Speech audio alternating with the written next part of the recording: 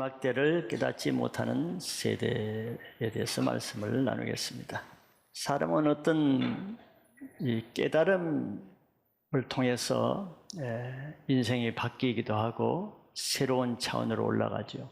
무릎을 치면서 왜 내가 그걸 몰랐던가? 이제 그걸 알겠네. 그 말씀이 이런 뜻이었던가? 이렇게 할 때가 있죠. 그렇게 깨달음이 오기 전까지는 지식 상태에 있습니다. 지식과 깨달음이 같은 의미인지 몰라도 그러나 조금 차이가 있죠. 지식을 많이 알아서는 사람이 바뀌지는 않습니다. 어떤 그 깨달음, 각성이라고 하죠. 깨달음이 올 때 사람이 바뀌죠. 그것이 우리는 레마라고 합니다. 하나님이 그때 주시는 그 말씀이 그런 역할을 하죠. 그런데 그런 깨달음이 없으면은 어떻게 보면 변화가 없어요. 세월을 낭비합니다. 성경 지식을 많이 한다고 사람이 바뀌지는 않죠. 지식은 사람을 교만하게 할 뿐 변화시키지는 못합니다. 근데 조금 차이를 둬서 10가지 지식을 알아도 한 가지 깨달음이 없으면 변화가 없어도 많은 지식은 없어도 반면에 한마디 말씀을 깨달으면 그 말씀을 통해서 사람이 변화되잖아요. 10년, 20년 교회를 다녀서 성경을 다 아는 사람도 변화 안 되지만 교회를 처음 한두 번 예배에 참석해서 한 말씀이 깨달아짐으로 그 인생이 바뀌어지잖아요. 이 깨달음이라는 것은 이렇게 중요하면서도 그것이 또 쉽지는 않죠. 깨닫지 못하면은 큰 손해를 보는 일이 많습니다. 인생의 큰 치명적인 결정타를 맞기도 하죠.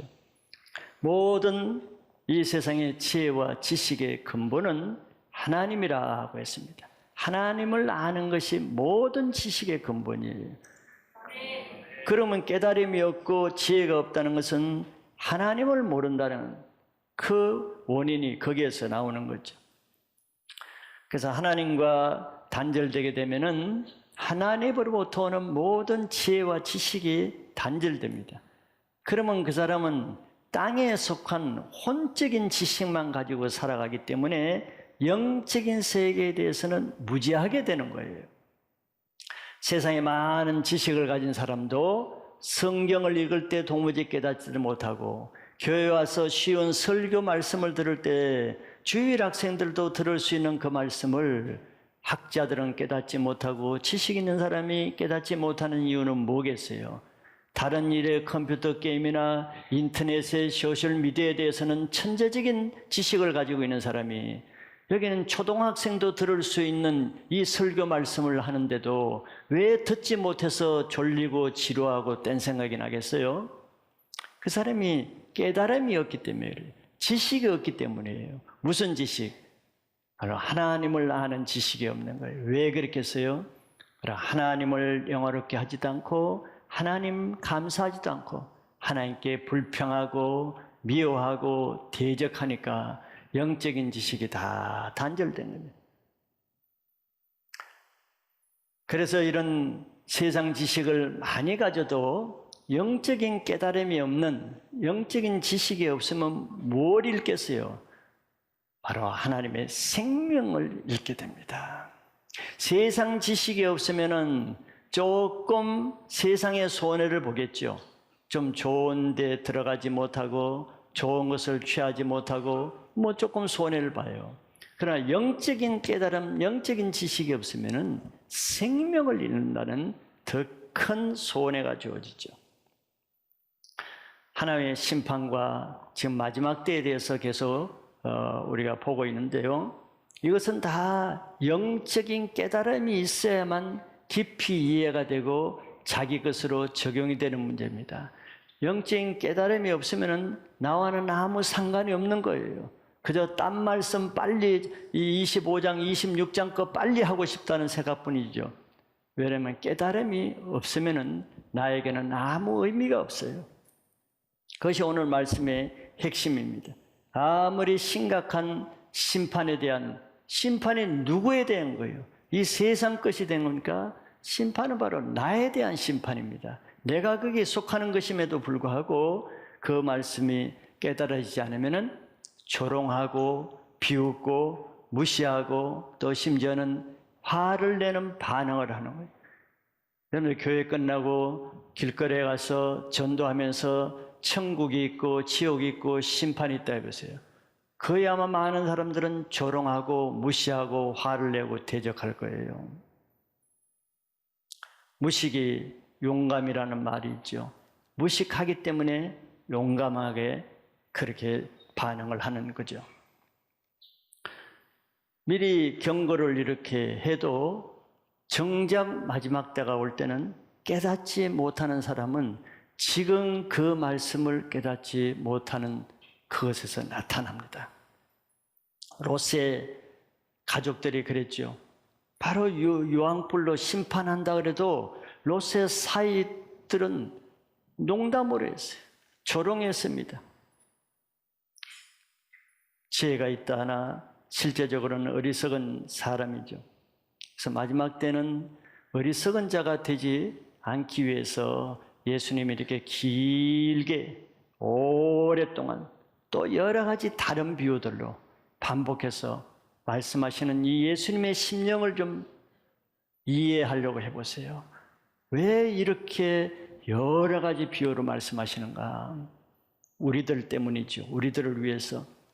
그래서 들을 귀 있는 자들은 이렇게 성령이 미리 교회에 하시는 말씀을 깨달을 수 있기를 바랍니다. 오늘 말씀도 예수님이 두 가지 비유를 통해서 마지막 때를 분별하게 하시는데, 특별히 첫째는 무화과 나무의 비유고 두 번째는 노아의 때의 비유를 말씀하십니다. 무화과 나무의 비유는 예수님은 무화과 나무를 통해서도 마지막 때의 징조를 배우라는 그런 뜻이죠. 첫째는 무화과 나무를 통해서 징조를 분별하게 합니다. 무화과 나무는 이스라엘에서 아주 흔한 나무입니다. 우리나라에도 있는지 모르겠는데, 그래서 예수님이 이 비유를 할 때 모든 사람은 다 이해를 해요. 무화과 나무가 가지가 연해지고 잎사귀를 내면 여름이 온 거, 이 정도 우리가 다 알죠. 그러니까 징조는 굉장히 쉽다는 거예요. 어려운 게 아니라는 겁니다. 일반 상식적으로도 다 할 수 있다는 거죠.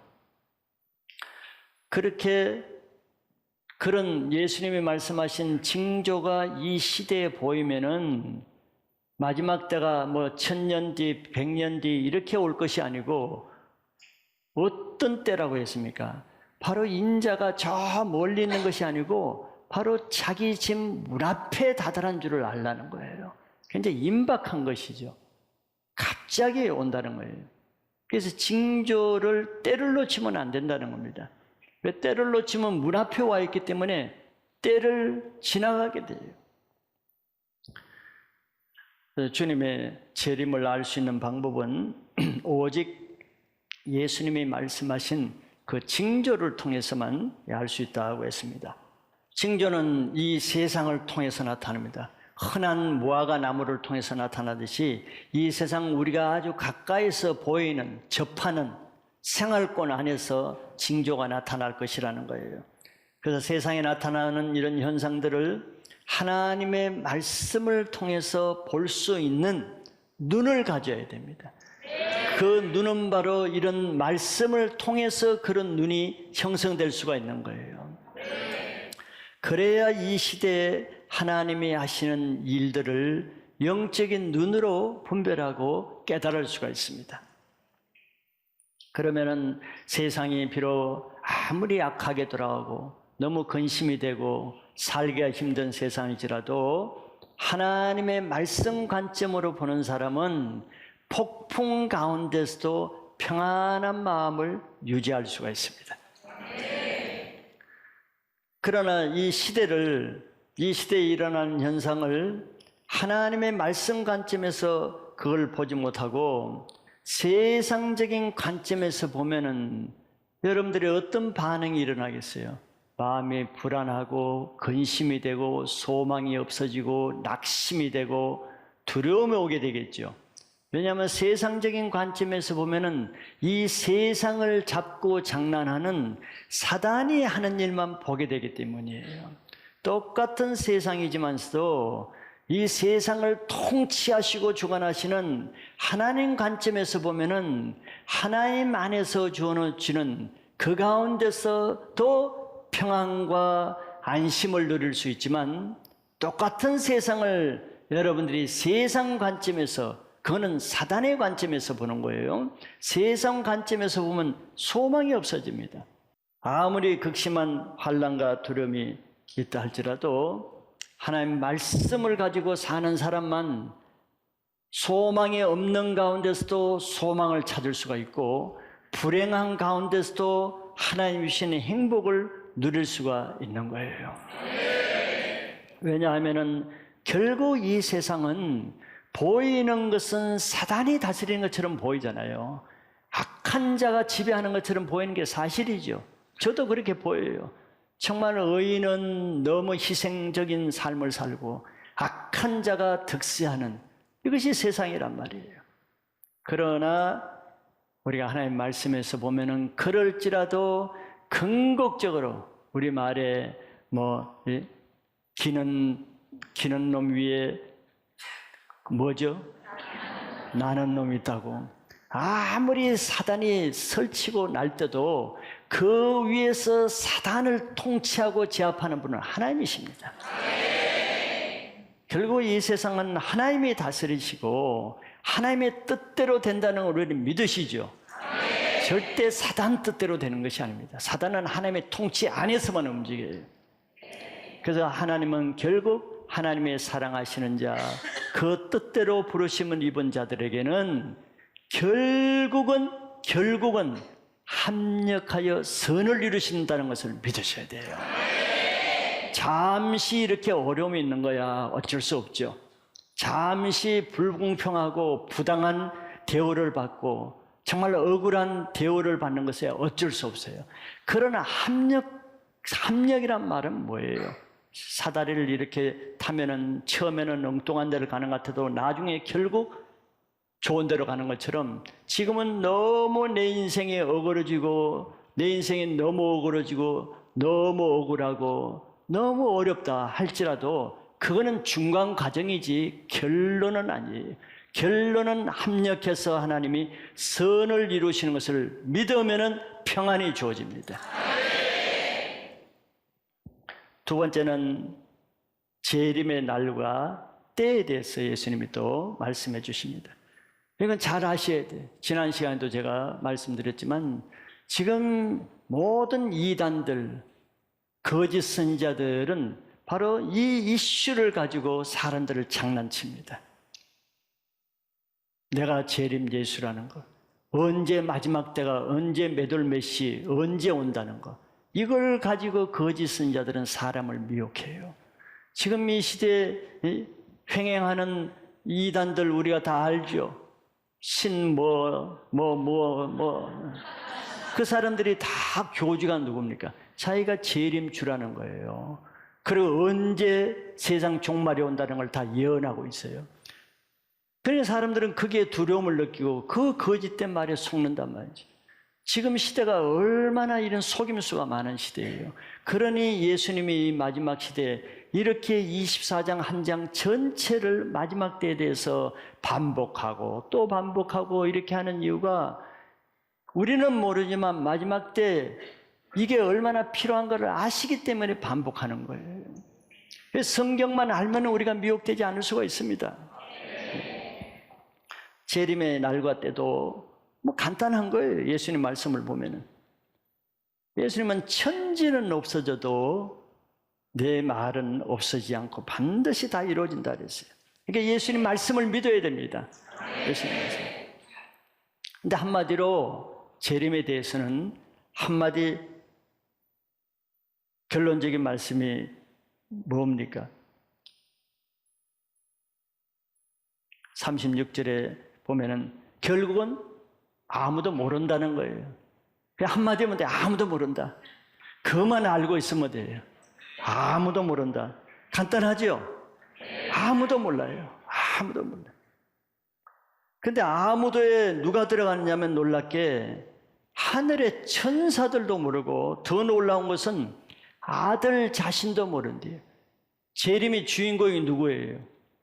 예수님이잖아요. 재림하신 당사자인 예수님 자신도 나 언제 올지 몰라 이렇게 말해요.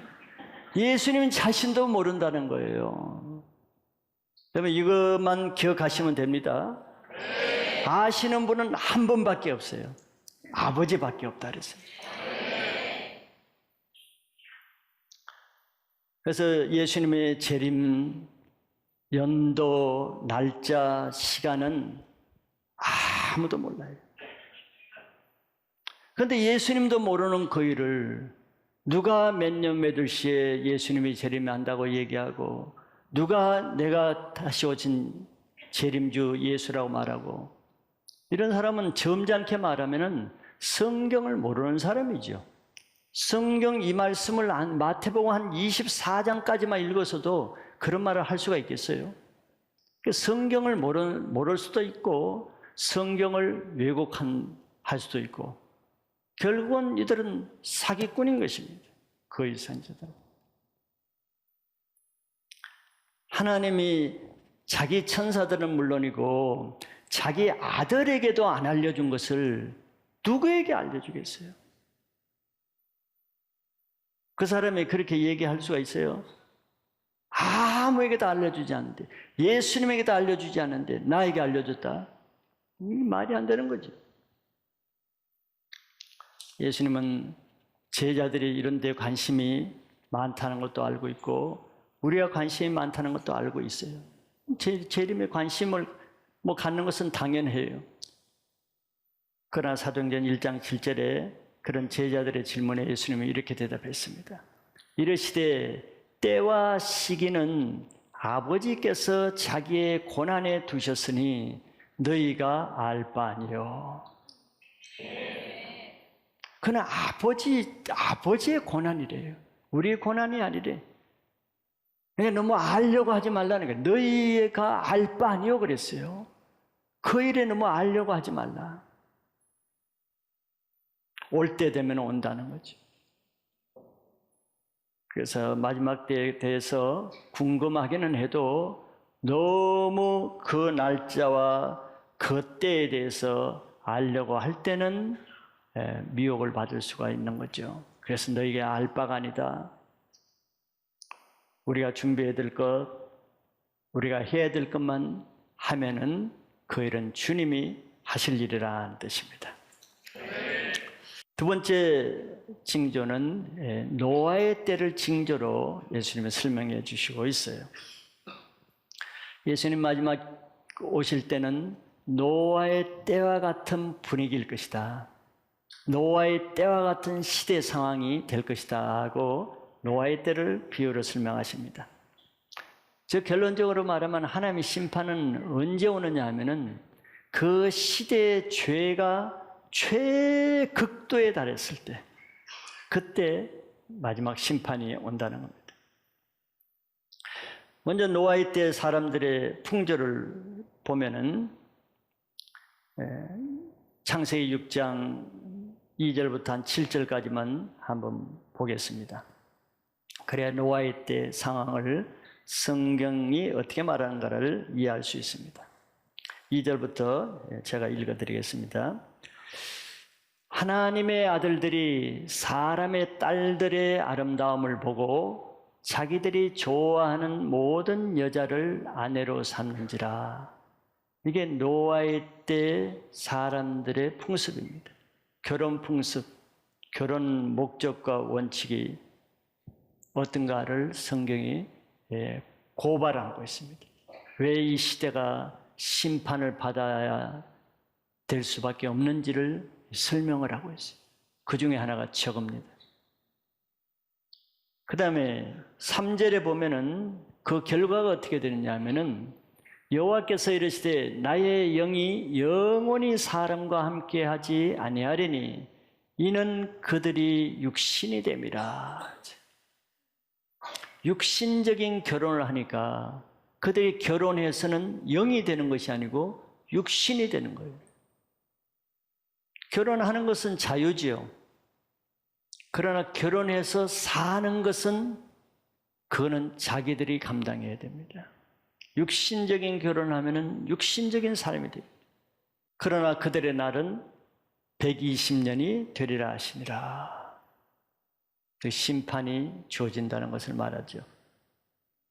4절에 보면은 당시에 땅에는 네피림이 있었고 그 후에도 하나님의 아들들이 사람의 딸들에게로 들어와 자식을 낳았으니 그들은 용사라 고대 명성이 있는 사람이었더라. 육신적인 세계, 악한 세대에는 육신적인 사람, 악한 사람들이 그 시대에 명성 있는 사람이 돼요. 5절에 여호와께서 사람의 죄악이 세상에 가득함과 그의 마음으로 생각하는 모든 계획이 항상 악할 뿐임을 보시고, 이게 그 시대의 사람들의 모습입니다. 시대 상황의 한마디로 사람의 죄악이 세상에 가득하다는 말이 중요한 거예요. 옛날 창세기에는 관영한다는 말을 썼죠. 죄가 아주 풍성하게 번창한다는. 아브라함의 자손을 400년 동안 애굽에 잠시 놔둔 것은 아직 가나안 땅을 침판해야 될 죄가 아직 차지 않았기 때문이라 그랬어요. 가나안 땅에 죄가 가득 찼을 때 심판하신다는, 저게 저 말과 같은 겁니다. 여호와께서 사람의 죄악이 세상에 가득함이라, 이제 심판의 때가 가득 찼다는 것을 말해요. 그때 사람들의 마음 생각이 어떠냐 하면은 마음으로 생각하는 모든 계획이 항상 악할 뿐이래. 완전히 악이 가득하지요.